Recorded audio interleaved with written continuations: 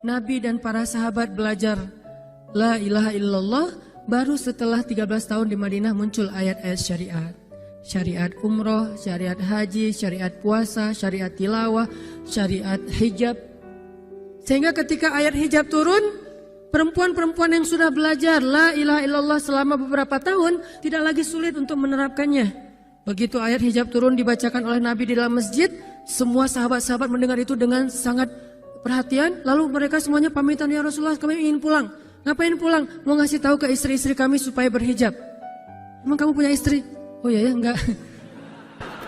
Ada yang jomblo berharap punya istri, terus ngasih tahu ke siapa yang jomblo-jomblo? Itulah kasihannya ya. Enggak, bisa ngasih tahu ke kakaknya, adeknya, apalah, siapalah, mantannya mungkin. Pulang ngasih tahu ke istri-istri mereka, saudari-saudari mereka, putri-putri mereka.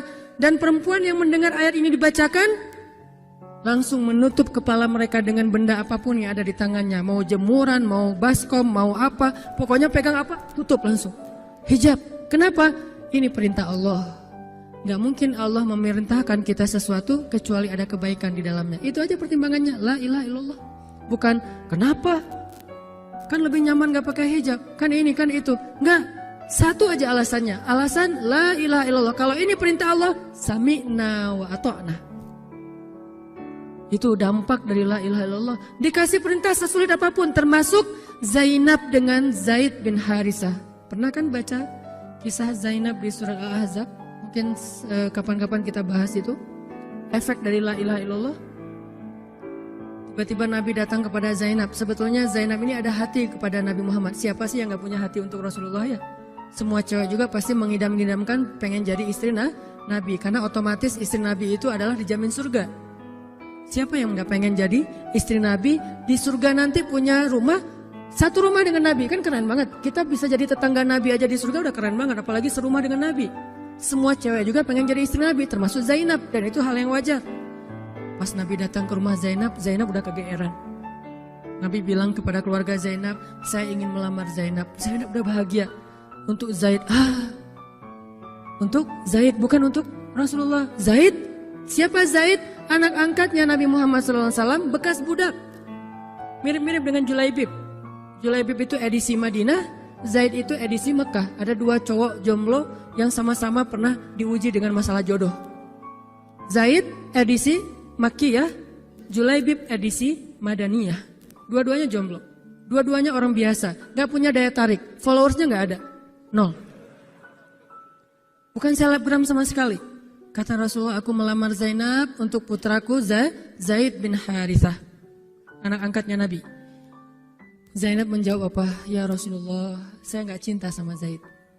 Jawaban yang sangat wajar kan? Dan jawaban yang paling sering kita dengar sekarang kan? Maaf ya, aku gak ada perasaan, kita jadi adik kakak aja. Itu kan standar ya? Standar banget lah kayak gitu-gitu.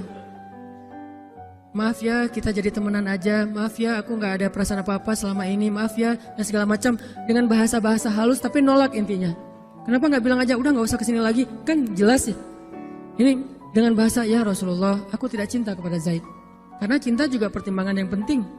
Dan Nabi juga tidak mengizinkan kita menikahkan putri kita dengan seseorang yang putri kita tidak berkenan dengannya. Tetap harus ditanya, ya Rasulullah, saya tidak cinta dengan Zaid. Turun ayat. Katakan kepada orang-orang yang beriman, laki-laki dan perempuan, kalau Allah sudah memerintahkan sesuatu, tidak ada kalimat yang keluar dari lisan mereka kecuali sami'na wa ata'na. Nabi bacakan ayat ini kepada Zainab. Zainab mendengar, ya Rasulullah, Allah yang menyuruh ini. Ya kata Rasulullah, sami'na wa ata'na. Kebayang gak tuh? Efek dari apa? La ilaha illallah. Jadi la ilaha illallah itu bukan cuma kalimat zikir, bukan cuma kalimat doktrin ideologi, bukan cuma masalah teologi secara teoritis, bukan. Ini dampaknya kepada akhlak, dampaknya kepada ibadah, dampaknya kepada banyak pilihan hidup dari la ilaha illallah. Orang kalau nggak baik la ilaha illallah pasti susah memilih pilihan-pilihan dalam hidupnya. Kalau tidak baik la ilaha illallah pasti susah untuk berperangai, sabar, memaafkan. Itu semuanya ada hubungannya dengan la ilaha illallah. Sama kayak Abu Bakar, ketika dia sakit hati kepada orang yang memfitnah anaknya, dia cari tahu siapa orang yang pertama menyebar hoax tentang Aisyah.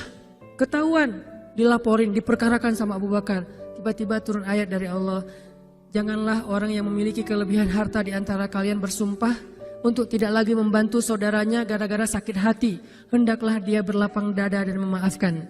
Itu perintah Allah. Berlapang dada dan memaafkan. Terus konsekuensinya apa? Balasan janji Allah apa? Ala tuhibbuna ayyaghfirallahu lakum? Tidakkah kamu suka jika Allah memaafkan juga kesalahan-kesalahan kamu? Jadi deal-dealannya dengan Allah, bukan dengan makhluk. Enak aja saya maafin dia, untung di dia, rugi di saya. Enggak. Kalau kita transaksinya dengan makhluk, kita rugi. Tapi kalau kita transaksinya dengan Allah, kita untung. Libatkan Allah dalam urusan kita. Dan ini gak mungkin kita lakukan kalau gak baik. La ilaha illallahnya. Allah nawarin kepada Abu Bakar. Ala tuhibbuna ayyaghfirallahu lakum? Tadinya Abu Bakar kesel banget sama tuh cowok. Terus turun ayat ini, wal ya'fu wal yasfahu. Hendaklah dia memaafkan dan berlapang dada. Abu Bakar berat.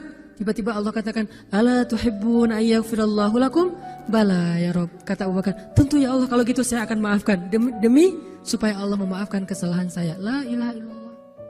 Zainab, sami'na wa ata'na. Ya udah saya terima Zaid ya Rasulullah. Alhamdulillah. Datang Nabi ke Zaid. Zaid, mau gak nikah sama Zainab? Sebetulnya mau banget, tapi gak pede.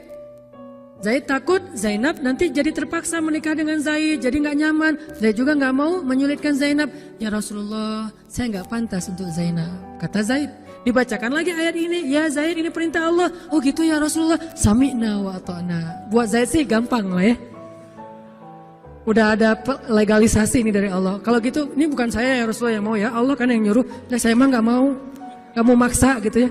Tapi kalau Allah yang nyuruh, ya udah apalagi saya nggak punya pilihan dong gitu. Padahal Zainab siapa sih yang gak mau cowok sama Zainab? Nikahlah Zainab dengan Zaid. Dan yang menjadi semacam khutbah nikahnya adalah Rasulullah SAW. Kebayang gak Zainab tuh punya hati ke Rasul, tapi Rasul yang mengkhutbahi nikah Zainab dengan orang yang Zainab gak cintai. Kebayang gak perasaan Zainab tuh? Ketika akad nikah, Nabi jadi saksi. Saya terima kata Zaid nikahnya Zainab binti Jahsy dan segala macam. Zainab kebayang gak ada Nabi di situ? Lalu setelah selesai akad nikah ditanya kepada Nabi, sah ya Rasulullah? Sah. Dan Nabi juga gak mau mempersulit. Gak sah. Kenapa? Harusnya sama saya. Enggak. Nabi orangnya fair. Nabi orangnya bijaksana. Orangnya dewasa. Gak kayak kita. Kita tuh bahaya banget jadi saksi kalau jadi mantan. Pasti gak sah. Dan Nabi gak gitu. Sah langsung di kali pertama. Kebayang Nabi memberi nasihat kepada Zainab, nasihat kepada Zaid. Zainab, aduh kenapa bukan Nabi, kenapa Zaid? Tapi apa? La ilaha illallah. Allah gak nyuruh sesuatu kecuali ada kebaikan di dalamnya. Percaya banget. Itu la ilaha illallah. Udah percaya banget. Zainab yakin, ini perintah Allah, ya sudah saya lakukan. Walaupun bukan dengan Nabi. Padahal saya pengennya dengan Nabi. Kebayang gak sih pengen sama seseorang yang kita cintai banget, malah orang itu yang menjodohkan kita dengan orang yang kita gak pernah kebayangin. Amit-amit.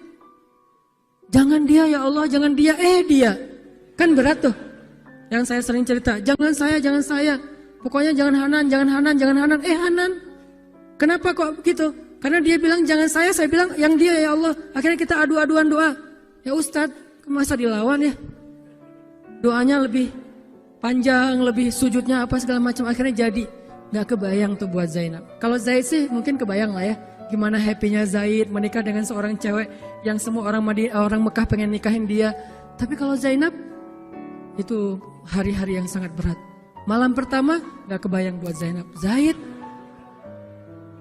Begitu Zaid datang, Assalamualaikum Zainab. Gimana tuh? Ini kalau kita lihat dari angle manusia ya. Karena Zainab juga manusia. Tapi semua emosional subjektif manusia redam dengan iman la ilaha illallah. Harapannya cuma satu, pasti ada kebaikan di sini. Pasti ada kebaikan di sini. Walaupun gak kebayang kebaikannya apa, pokoknya ada aja. La ilaha illallah. Nikah Zainab sama Zaid. Cekcok selama 1 tahun, gak pernah akur. Pulang kerja rame, berangkat kerja rame, pagi rame, sore rame. Gak cocok aja tuh Zainab sama Zaid. Berkali-kali datang berdua sama ke Rasulullah, ya Rasulullah nasihati kami. Udah dinasihati pulang rame lagi, di mobil aja berdua rame, macet apa segala. Ya udah nikmati aja, rame gara-gara macet. Terus aja kayak gitu. Pokoknya selama 1 tahun mereka sering percekcokan rumah tangga. Jadi kalau kita ngelihat ada keluarga yang mungkin baru menikah kemudian bercerai, jangan menjudge mereka. Karena menikah itu ibadah, perintah Allah. itu lebih baik daripada tidak menikah tetapi sudah melakukan banyak perbuatan dosa. Walaupun akhirnya nauzubillah ada hal-hal di luar dugaan, maka la'allahu khair, mudah-mudahan ada kebaikan. Mereka berani menikah muda aja kita harus acungkan jempol. Mereka berani menikah muda aja kita harus respect. Kan saya sering bilang no judgment, respect to other kan. Berani mengambil keputusan menikah muda, baru berhijrah udah langsung menikah. Itu bukti dari iman. Kenapa kita menjudge seolah-olah kita lebih baik dari dia? Emangnya kita berani melakukan hal yang mereka lakukan? Gak berani buktinya. Berarti dia lebih baik daripada kita. Walaupun kesudahannya, kalau mereka bercerai setelah menikah baru beberapa lama, ada yang lebih soleh dari mereka juga bercerai baru setahun menikah. Zainab dengan Zaid, dua-duanya dijamin surga. Dua-duanya dijamin surga. Pernikahan mereka cuma bertahan setahun. Setahun kemudian Zaid datang kepada Rasulullah. Zaid bilang, ya Rasulullah, kayaknya udah gak bisa dipertahankan hubungan saya dengan Zainab. Zaid, sabar. Rasul ketika Zaid mau datang sebetulnya udah dapat bocoran dari Allah. Allah udah ngejapri Rasulullah dalam bentuk ilham. Japrian Allah kan ilham ya. Japrian kita kan WA, itu juga habis kuota gak kebaca-baca. Kalau japrian Allah ke Rasul ilham. Ilhamnya apa? Kalau nanti Zaid datang, nanti baca di surat Al-Ahzab. Kalau nanti Zaid datang kepadamu meminta nasihat tentang Zainab, bilang kepada Zaid, ceraikan istrimu. Kalau udah diceraikan, nanti kamu nikahi Zainab. Ini perintahnya juga berat buat Nabi nih.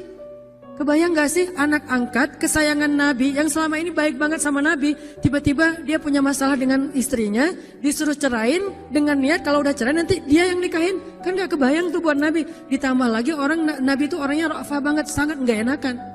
Kita aja gak tega kayak gitu. Emang ada yang tega kayak gitu? Gak tega kan? Zainab mantan kita sih. Sekarang cowok itu datang ke kita, suaminya Zainab. Ustadz, gimana nih Zainab? Perlu saya pertahankan?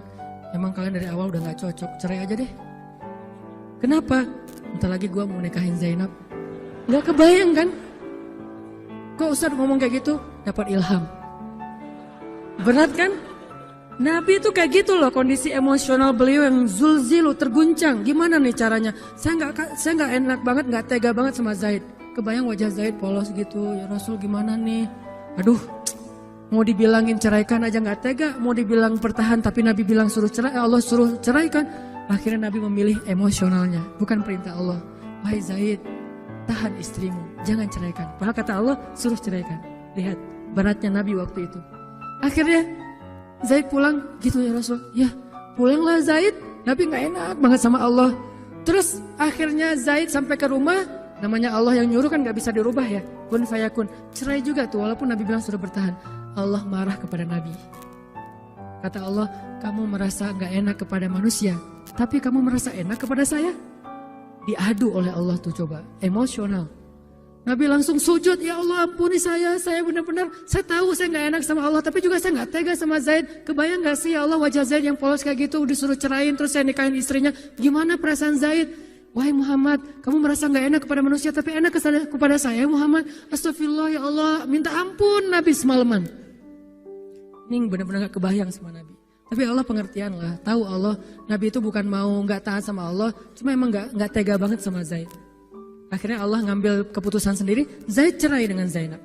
Setelah selesai masa iddah Zainab, Allah katakan, Muhammad sekarang datang kepada Zainab, lamar Zainab. Dengan berat hati Nabi, tok pelan gitu, berharap gak dibukain pintu. Langsung udah ditunggu ternyata sama Zainab. Eng gitu, bukain pintu. Pas Nabi datang, Assalamualaikum, Waalaikumsalam gitu. Zainab udah punya firasat. Nabi mengatakan, Zainab, ada perintah dari Allah. Apa ya Rasulullah? Sami'na wa ata'na. Belum juga dikasih tahu. Sami'na. Allah menyuruh saya untuk melamar kamu Zainab. Untuk siapa ya Rasulullah? Curiga kan? Jangan-jangan orang lain lagi nih. Untuk siapa ya Rasulullah? Untuk saya. Masya Allah gitu. Cuman Zainab kan gengsi gitu lah. Masa cewek harus teriak-teriak gitu kan ya? Oh gitu. Padahal masuk ke dalam kamar. Wah gitu ya. Gigit jari apa, gaya-gaya cewek lah ya. Oh gitu, ntar ya saya pikir-pikir dulu sih. Saya istiqoroh dulu, Nabi diistiqorohin.